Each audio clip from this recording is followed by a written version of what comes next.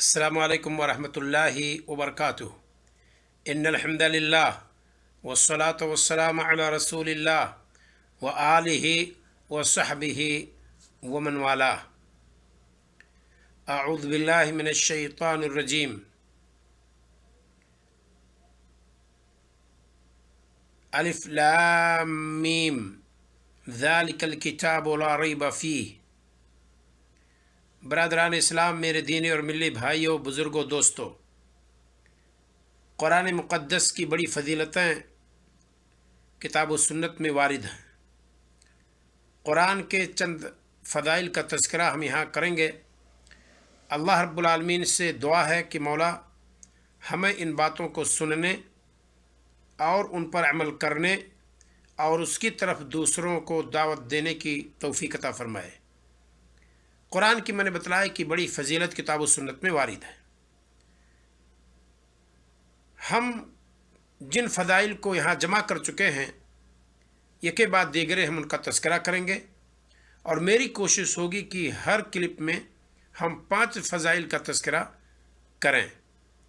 तो देखिए, ये पहली क्लिप है और फ़जीलत नंबर 1 कुरान मुक़द्दस के ताल्लुक़ से अल्लाह रब्बुल आलमीन ने फ़रमाया। जो सबसे पहली फ़जीलत हम जिक्र करना चाहते हैं कि रसूल अकरम सल्लल्लाहु अलैहि वसल्लम फरमाते हैं कि तुम में का सबसे बेहतर वो है जो कुरान को सीखे और सिखलाए। क्या फ़जीलत हुई कि कुरान को सीखने और सिखलाने वाला लोगों में सबसे बेहतर है। ज़रा देखिए रसूल अकरम सल्लल्लाहु अलैहि वसल्लम क्या फरमाते हैं, खैरुकुम मन तअल्लमल कुरान व अल्लमा। तुम में का सबसे बेहतर वो है जो कुरान को सीखे और कुरान को सिखलाए, यानी बदाते खुद सीखे और दूसरों को सिखलाए। यहाँ कुरान की फ़जीलत सिर्फ़ यही नहीं है, और फ़जीलत इसमें सिर्फ़ सीखने और सिखाने वाले ही के लिए नहीं है, बल्कि सबसे बेहतर माल उसका है जिसका माल कुरान के सीखने और सिखलाने में लग जाए। सबसे बेहतर भाग दौड़ उसकी है जिसकी भाग दौड़ कुरान के सीखने और सिखलाने में हो, और सबसे बेहतर ज़मीन उसकी है जिसकी ज़मीन पर दारुल कुरान कायम हो, शोबे तहफ़ीज़ कायम हो। सारे लोगों को ये फ़जीलत हासिल हो सकती है। तो सबसे पहली फ़जीलत हमने क्या जिक्र की कि कुरान को सीखने और कुरान को सिखलाने वाला लोगों में सबसे बेहतर है। रसूल अकरम सल्लल्लाहु अलैहि वसल्लम का इरशाद है, खैरुकुम मन तअल्लमल कुरान व अल्लमा। चलिए हम दूसरी फ़जीलत की तरफ बढ़ते हैं। दूसरी फ़जीलत क्या है? कुरान के एक हरफ के पढ़ने वाले को 10 नेकी मिलती है। रसूल अकरम सल्लल्लाहु अलैहि वसल्लम फरमाते हैं, मन क़रअ हरफ़म मिन किताबिल्लाह फ़लहु बिही हसना। जिसने अल्लाह की किताब से एक हरफ पढ़ा तो उसके बदले उसे 1 नेकी मिलेगी। वल हसनतु बिअशरि अमसालिहा, और 1 नेकी उसी के बकदर 10 नेकियों के बराबर है।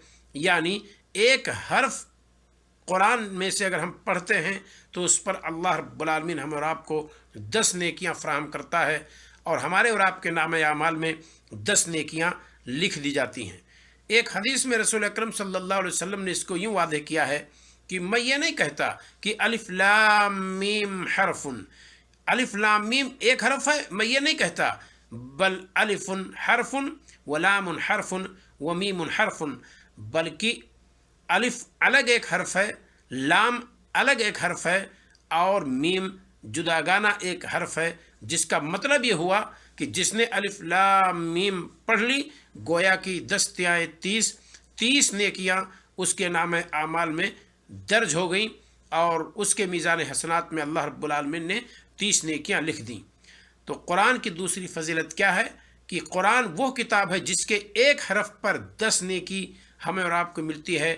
चाहे पढ़ें और चाहे कोई पढ़ रहा हो तो हम सुनें, दोनों का अजर बराबर होता है। चलिए हम तीसरी फ़जीलत की तरफ चलते हैं। तीसरी फ़जीलत यह है कि कुरान की बरकत यह है कि अल्लाह रब्बुल आलमीन इसके ज़रिया से कौमों को बुलंद करता है, और इसी कुरान मुक़द्दस के ज़रिया अल्लाह रब्बुल आलमीन कौमों को ज़ेर कर देता है, उनको शिकस्त दे देता है, और उनको महकूम बना देता है, मफतूह बना देता है। यानी قرآن پر عمل کرنے والی قوم آگے بڑھتی ہے، اس کو ترقی ملتی ہے، اور قرآن کو چھوڑ دینے والی قوم، پشے پست سے ڈال دینے والی قوم ہمیشہ شکست کھاتی ہے اور محکوم بن کر کے رہتی ہے۔ تو یہ قرآن کی ایک فضیلت ہے جس کو میں نے تیسرے نمبر پر ذکر کی ہے کہ قرآن کے ذریعے سے اللہ تعالیٰ قوموں کو بلند کرتا ہے، اور اسی قرآن کے ذریعے سے اللہ رب العالمین قوموں کو زیر کر دیتا ہے، انہیں شکست دے دیتا ہے، انہیں محکوم اور غلام بنا دیتا ہے۔ یہ اللہ رب العالمین اسی کتاب کے ذریعے سے کرتا ہے۔ ذرا دیکھیے رسول اکرم صلی اللہ علیہ وسلم کیا فرماتے ہیں، ان اللہ یرفع بہذا الکتاب اقواما، بے شک اللہ رب العالمین اس کتاب کے ذریعے سے بہت ساری قوموں کو بلند کرتا ہے، وَيَدْعُ بِهِ الْآخِرِينَ وَيَدْعُ بِهِ آخرین، اور بہت ساری قوموں کو اللہ رب العالمین اس کے ذریعے سے زیر کر دیتا ہے، نیچے کر دیتا ہے، شکست دے دیتا ہے۔ کہاں موجود ہے یہ؟ اسے آپ صحیح مسلم میں دیکھ سکتے ہیں، 1353 نمبر کے تحت امام مسلم رحمہ اللہ نے اسے ذکر کی ہے۔ تو یہ ہے قرآن کی تیسری فضیلت ہے۔ چلیے ہم چوتھی فضیلت کی طرف چلتے ہیں۔ چوتھی فضیلت قرآن کی کیا ہے؟ ذرا دیکھیے، قرآن پڑھنے والے مومن کی مثال اترجہ پھل کے مانند ہے۔ یہ رسول اکرم صلی اللہ علیہ وسلم فرماتے ہیں۔ کیا مطلب؟ کہ جس کا خوشبو بھی بہتر ہے اور اس کا مزہ بھی، ذائقہ بھی بہتر ہے۔ رسول اکرم صلی اللہ علیہ وسلم فرماتے ہیں، مثل المؤمن الذی یقرأ القرآن، اس مومن کی مثال جو قرآن پڑھتا ہے، کمثل الاترجہ، اترجہ پھل کے مانند ہے، ریحھا طیب، جس کی بو بھی بہتر ہے، خوشبودار ہے، وطعمھا طیب، اور اس کا ذائقہ بھی مزیدار ہے اور اس کا ذائقہ بھی اچھا ہے۔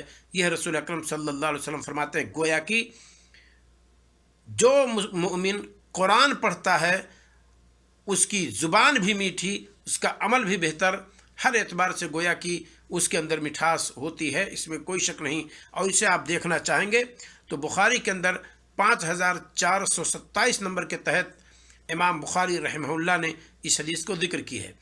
اور اب ہم ذکر کریں گے پانچویں فضیلت، جو اس کلپ کی آخری فضیلت ہے۔ قرآن کی کیا فضیلت ہے؟ ذرا دیکھیے، پانچویں فضیلت ہے قرآن میں مہارت رکھنے والا۔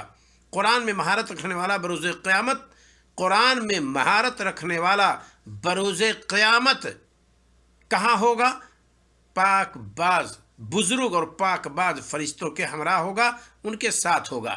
اللہ کے رسول صلی اللہ علیہ وسلم اس تعلق سے فرماتے ہیں، الماہر بالقرآن مع الکرام بررہ، صحیح مسلم کی روایت ہے 1998۔